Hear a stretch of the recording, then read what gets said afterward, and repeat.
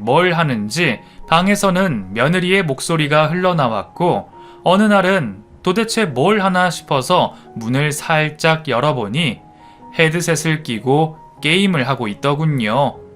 임신한 사람이 하루에 몇 시간씩 앉아서 게임을 하고 거기다 입에 담을 수 없는 욕을 섞어가면서 그렇게 게임을 하던 며느리.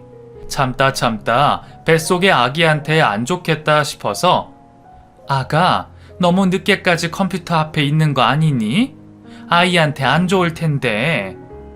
어머님, 제가 스트레스 받는 게 아기한테 더 안 좋아요. 뭐라고? 저 유일하게 스트레스 푸는 게 게임인데 그것까지 못하게 하시면 전 어디서 스트레스 풀어요? 아니, 다른 걸 좀 해보면 어떠니? 집에만 있지 말고 뭘 좀 배워보는 건. 아, 싫어요. 나가면 다 돈인데 어머님이 저 용돈 주실 거예요? 임신하고 먹고 싶은 것도 마음대로 다 못 먹고 저도 남들처럼 여행도 다니고 쇼핑도 하고 그러고 싶은데 오빠는 공부한다고 집에도 안 들어오고 저 혼자 이게 뭐예요? 며느리는 울음을 터뜨렸습니다. 저도 이렇게 살기 싫어요. 남들처럼 행복한 결혼 생활을 하고 싶다고요. 땅바닥에 주저앉아서 대성통곡을 하는 며느리. 저는 너무 미안해지더군요. 며느리 입장에서는 남편이란 사람은 고시 준비로 집에도 안 들어오고 임신한 몸으로 시엄마랑 둘이서 사는 게 뭐 그리 좋겠어요. 신세 한탄을 할 만한 거죠. 아이고, 아가, 내가 미안하구나. 울지 말거라. 아기한테 안 좋아. 몰라요. 왜 저한테 이런 일이 일어난 거예요? 그날 이후 저는 며느리한테 일체 간섭하지 않았어요. 밥이며 과일이며 며느리가 좋아하는 음식을 해서 방으로 갖다 주며 그렇게 임신한 며느리를 섬겼죠. 좋든 싫든 며느리 뱃속에서 자라고 있는 손주 녀석을 위해서 속이 터질 때도 있었지만 꾹 참고 그렇게 했습니다. 2달이 지나고 아들의 시험 결과 발표일. 이번에는 꼭 될 줄 알았고 되어야 했는데 그러나 아들은 또 시험에서 낙방하고 말았어요. 그날 저녁 집으로 온 아들을 붙잡고 며느리는 엉엉 울었습니다. 내 인생 책임져. 어떻게 할 거야, 이제? 검사 된다고 그렇게 자신있게 말하더니 이제 어쩔 거냐고. 미안해. 이번에 너무 아깝게 떨어졌어. 다음번엔 꼭 뭐? 그때도 안 되면 어쩔 건데? 애는 어떻게 키울 건데? 그리고 언제까지 이 집에서 살아야 되는 건데? 며느리는 그동안 서러움이 폭발한 건지 제가 있든 없든 아들에게 소리를 바락바락 질렀습니다. 아무 말 없이 미안하다고 하는 아들. 막노동이라도 해서 먹여 살린다고 걱정하지 말라는 말만 할 뿐이었습니다. 그렇게 아들 내외가 제 앞에서 싸우는데 정말 보고 있기가 힘들었어요. 제가 어떻게 키운 아들인데 남편 죽고 이 일 저 일 가리지 않고 저 먹고 싶은 거 하고 싶은 거 다 참아가면서 그렇게 살았습니다. 정말 힘들었지만 오직 아들 녀석 하나만 보고 그렇게 살았는데 아들이 저런 대접을 받고 있는 걸 보고 있자니 정말 억장이 무너지더군요. 저는 남편이 남긴 생명보험금을 꺼내서 아들 내외에게 건넸습니다. 이걸로 작은 집이라도 구하거라. 엄마, 이건 엄마 노후 자금이잖아요. 노후 자금이 뭐가 필요하겠니? 당장 너네부터 살고 봐야지. 죄송해요. 그리고 다음 시험 때까지는 엄마가 어떻게 해서든 생활비 보내줄 테니 마지막이라고 생각하고 한 번 더 준비해봐. 엄마, 정말 죄송해요. 최선을 다해보고 후회는 없어야지. 준호야, 넌 이제 가장이야. 책임져야 할 가정이 있다는 거 잊지 말고, 알겠지? 네, 엄마. 이번엔 정말 잘 준비할게요. 그렇게 저는 남편이 남긴 돈으로 아들 내외에게 작은 전셋집을 하나 마련해 주었습니다. 그리고 다음 시험 때까지 생활비 지원을 해주기 위해 밤낮으로 일을 해야 했죠. 몸이 으스러질 정도로 힘든 날들이 많았지만 아들을 위해 또 태어날 손주 녀석을 위해 참을 수 있었어요. 그해 겨울 기다리던 손주가 태어났고 아들을 꼭 빼닮은 손주는 정말 눈에 넣어도 안 아플 정도로 사랑스러웠습니다.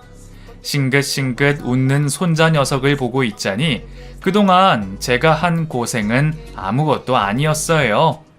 정말 제 모든 것을 다 주고도 아깝지 않을 손주였습니다. 기다리던 손주도 태어나고 이제 아들만 자리 잡으면 모든 것이 완벽했는데 정말 하늘도 무심하시지. 아들은 마지막으로 준비했던 시험마저 낙방하고 말았습니다. 며느리는 울며 불며 난리가 났고 태어난 지 얼마 안 된 손주도 못 키우겠다고 책임지라면서 소리를 질렀어요. 아들은 계속되는 실패로 자존감이 무너질 대로 무너져 버렸고 그렇게 하고 싶어 했던 검사라는 꿈도 접고 말았습니다. 막노동판을 전전하며 생계를 유지하기 위해서 발버둥 치는 아들을 보며 저는 가슴이 무너져 내렸습니다. 저라도 여유가 있으면 도와줄 텐데 그럴 형편도 안 되니 속상하고 미안할 따름이었어요. 손자 녀석은 꼬물꼬물거리면서 너무 예쁘게 자라고 있는데 돈이 뭔지 아들 내외는 하루가 멀다 하고 싸우더군요. 시간이 지날수록 며느리의 행동은 점점 심해졌어요. 손자를 저희 집에 맡기고 술을 먹고 들어오는 날도 많았고 어쩌다가 제가 반찬을 해서 아들 집으로 갈 때면 집안은 정말 개판이었습니다. 어린 아기가 있는 집인데 배달 음식을 시켜 먹고 치우지도 않은 채 있는 날도 많았고 설거지며 빨래며 청소며 집안일에는 아예 손을 놓은 것만 같았죠. 속이 뒤집어져서 한마디라도 하려고 하면 손주가 밤새도록 잠을 안 자고 보채서 1시간밖에 못 잤다는 둥, 너무 힘들다는 둥, 울기 바쁜 며느리. 저도 애 낳아서 키워본 사람인데 그걸 왜 모르겠어요. 그래도 최소한의 것들은 해놓고 살아야지. 이건 정말 돼지우리도 아니고. 지금도 그때를 생각하면 우라통이 터집니다. 그래도 참고 또 참으면서 집안일을 다 해놓고 손주랑 좀 놀아주고 있으면 아들이 일을 마치고 집으로 돌아왔습니다. 30도가 웃도는 뜨거운 날에 공사판에서 일하고 돌아온 아들은 그야말로 파김치가 되어 있었어요. 그걸 보면 또 속이 뒤집혀서 저녁 같이 먹고 가라는 아들의 말에 바쁘다며 그냥 그 집을 나와버렸던 저였어요. 집으로 가는 버스 안에서 얼마나 울었는지 모릅니다. 하나밖에 없는 아들이 저렇게 고생을 하며 살고 있는 걸 보니 부모로서 정말 억장이 무너지더군요. 그렇게 시간이 흘러 손주는 돌을 앞두고 있었고 제법 아장아장 걸으며 예쁜 짓을 많이 했죠. 손주 보는 낙으로 산다고 해도 과언이 아닐 만큼 그렇게 그 아이가 눈에 밝힐 수가 없었어요. 그래서 자주 며느리 대신 손주를 봐주곤 했는데 시간이 지날수록 저희 집에 손주를 맡기고 가는 날들이 많아졌죠. 아직 엄마 손이 많이 갈 나이인데 며느리는 뭐가 그렇게 바쁜지 하루가 멀다 하고 저에게 손주를 맡겼습니다. 하루는 보기에도 민망한 짧은 미니스커트를 입고 와서는 손주를 봐달라고 왔는데 정말 눈살이 찌푸려지더군요. 애미야, 치마가 너무 짧은 거 아니니? 애기 엄마가 무슨 옷을 그렇게 입니? 어머님도 참, 이게 뭐가 짧아요. 요즘 다 이렇게 입어요. 너가 아가씨도 아니고 이제 아기 엄만데 그런 옷차림은 좀 아니지 않니? 진성이 볼 때 불편하지도 않아? 오늘은 약속이 있어서 그런 거고요. 여튼 어머님, 진성이 좀 부탁드려요. 저 오늘 좀 늦을 수도 있어요. 며느리는 제 말을 귀로 듣는지 코로 듣는지 저의 쓴소리에도 아랑곳하지 않고 손주 녀석만 맡겨놓고는 가버렸어요. 아들은 처자식 먹여 살리겠다고 공사판에서 땀 흘리며 돈 벌고 있는데 며느리는 밖으로만 놔두는 것 같아서 마음에 들지 않았죠. 그래도 어린 나이에 시집 와서 남들 다 놀 때 못 놀고 임신해서 출산까지 2년 동안 고생 많이 했다 싶어서 봐주었는데 며느리는 갈수록 도가 지나쳤습니다. 그리고 어느 날, 그날도 어김없이 며느리는 저에게 손주를 맡겼고, 그런데 그날은 자정이 넘도록 아이를 찾으러 오지 않는 겁니다. 아들에게 전화를 걸었지만 받지 않았고요. 무슨 일이 있나 싶어 너무 걱정이 되어서 그 밤에 손주를 들쳐안고 아들 집으로 갔습니다. 집으로 들어갔더니 아들은 안주도 하나 없이 소주를 얼마나 마신 건지 거실 바닥에는 소주병이 뒹굴고 있었어요. 준호야, 얘 도대체 무슨 일이야? 엄마. 아들은 흐느끼며 울고 있었어요. 애미는 도대체 뭐야? 왜 이래? 엄마, 진이 집 나갔어. 자기 찾지 말래요. 쪽지 한 장 남기고 집 나가버렸어요. 뭐라고? 저는 너무 놀라서 바닥에 털썩 주저앉았습니다. 마른 하늘에 날벼락도 아니고 도대체 이게 무슨 일인지. 그날 아침 저에게 손주를 맡길 때도 아무런 내색 하나 없이 아이를 맡기고 나가던 며느리.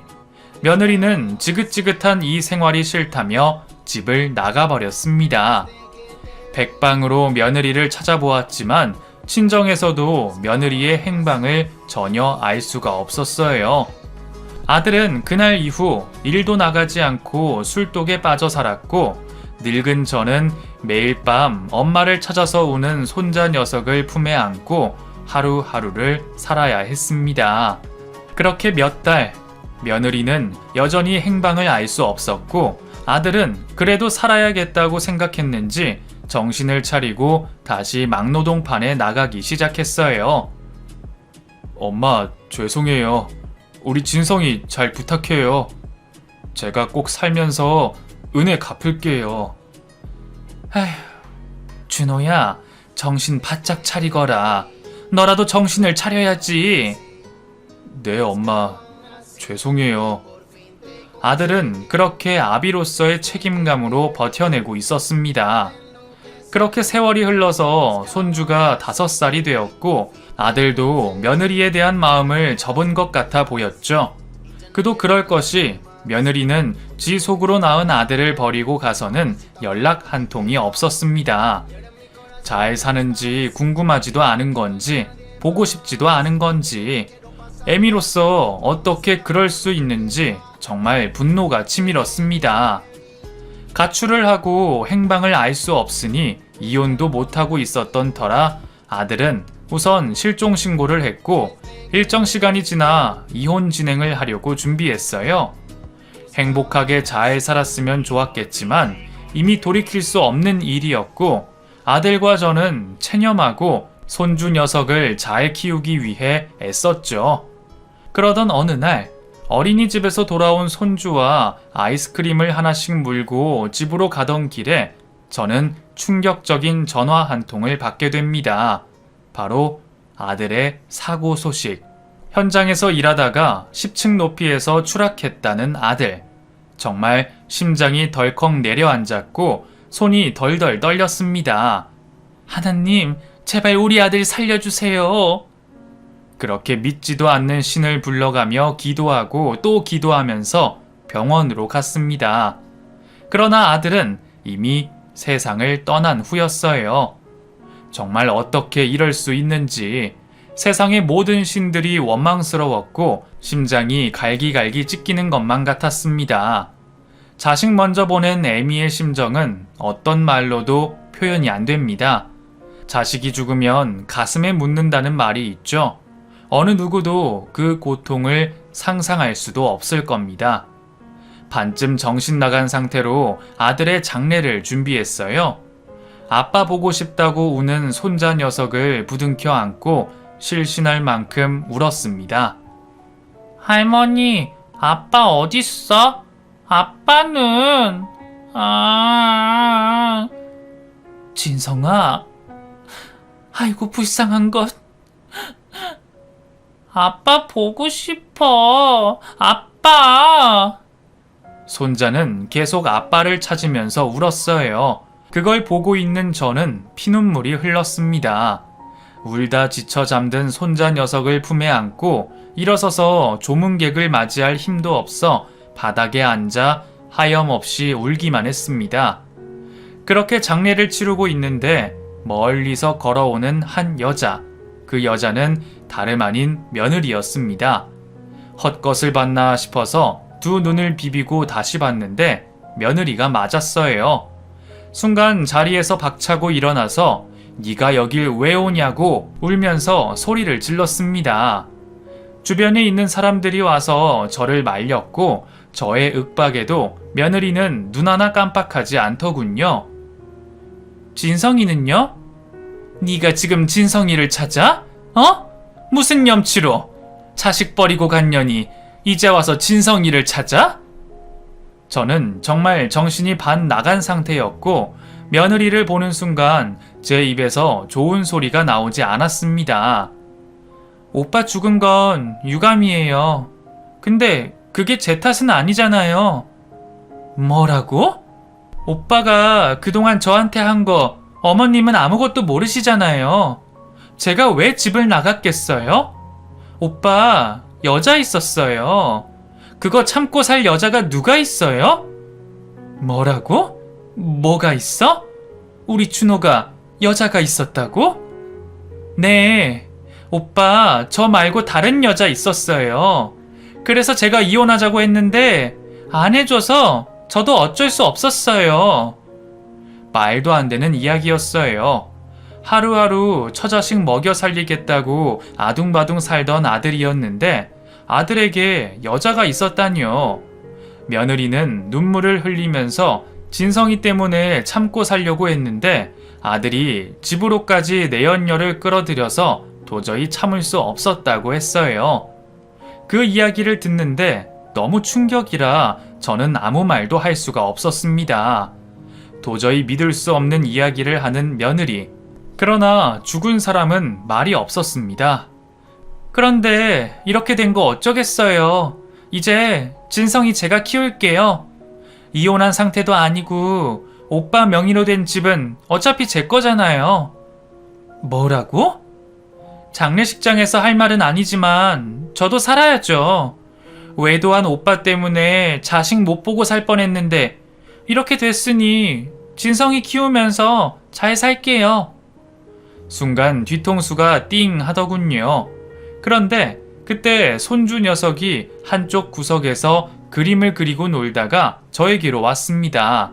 며느리는 몇 년 만에 보는 아들을 보고도 미동도 없었고 손주는 제 품에 안겨서 자기가 그린 그림을 자랑했어요. 할머니, 이거 봐봐. 나 잘 그렸지? 아이쿠, 그래 우리 친성이 잘 그렸네. 그렇게 손자가 그린 그림을 보는데 손자가 들고 온 그 노트는 다름 아닌 죽은 아들의 일기장이었습니다. 장례식장에서 손자가 가지고 놀 것들을 챙긴다는 것이 아들의 일기장을 챙긴 겁니다. 아들은 어려서부터 매일 일기를 쓰는 습관이 있었죠. 그걸 너무 잘 알았던 저는 바로 일기장을 펼쳐서 읽기 시작했어요. 그리고 진실을 알게 되었죠. 손자를 낳고부터 시작된 며느리의 외도, 그리고 아들 몰래 내연남을 집으로 불러들여서 놀아난 행적까지 모든 것이 일기장에 적혀 있었습니다. 손이 얼마나 떨리던지요. 그 모든 것을 그저 진성이 하나 보고 참고 살았던 아들. 엄마 없는 아들로 키우고 싶지 않아서 두 눈과 귀를 닫고 처절하게 살았던 아들. 시간이 지나면 정신 차리겠지. 원래대로 돌아올 거라고 믿었던 아들의 마음이 다 적혀 있었습니다. 며느리가 말한 것은 다 거짓이었어요. 오히려 바람은 며느리가 피웠던 거죠. 아들이 죽자 사망보험금과 집 상속을 노리고 며느리는 다시 찾아온 거였어요. 정말 피가 거꾸로 솟더군요. 일기장 내용을 모르니 며느리는 여전히 저에게 뻔뻔하게 얼굴을 들이밀고 있었고 저는 참지 못하고 싸대기를 날렸습니다. 어머님, 이게 무슨 짓이에요? 무슨 짓? 네가 그러고도 사람이냐? 누가 바람을 펴? 바람은 네 년이 펴놓고 어디서 우리 아들한테 덮어 씌워? 뭐라고요? 미쳤어요? 지금 누구더러 바람을 폈대요? 저는 일기장을 며느리 얼굴에 던졌고 그걸 읽는 며느리의 얼굴은 하얗게 질렸습니다. 모르겠고요. 어쨌든 법적으로 보험금 수령인은 나니까 그렇게 아세요. 법대로 해요, 법대로. 일기장에 쓴 거 가지고 뭐라도 되는 줄 알아요? 며느리는 끝까지 큰 소리를 치며 장례식장을 빠져나갔고 저는 다리에 힘이 풀려서 그 자리에서 엉엉 울고 말았죠. 아들이 불쌍해서, 허망하게 떠난 아들이 불쌍해서 그렇게 한참을 울어야 했습니다. 이후 보험금 수령과 상속과 관련해서 저는 며느리와 법적 공방을 해야 했고 오랜 시간이 걸렸지만 결국 승소했습니다. 지금은 고등학생이 된 손자 녀석을 키우고 혼자 살고 있죠. 세월이 지나서 이런 글도 쓸 수 있게 된 거지 정말 너무 힘든 시간을 보냈습니다. 그래도 아들을 대신해서 저의 모든 것이 되어버린 손자 녀석 때문에 그 시간을 버틸 수 있었어요. 나중에 하늘 날아가면 먼저 간 남편도 아들도 만날 수 있겠죠. 그날까지 손자와 행복하게 잘 살려고 합니다. 두서없는 긴 글 들어주셔서 감사합니다.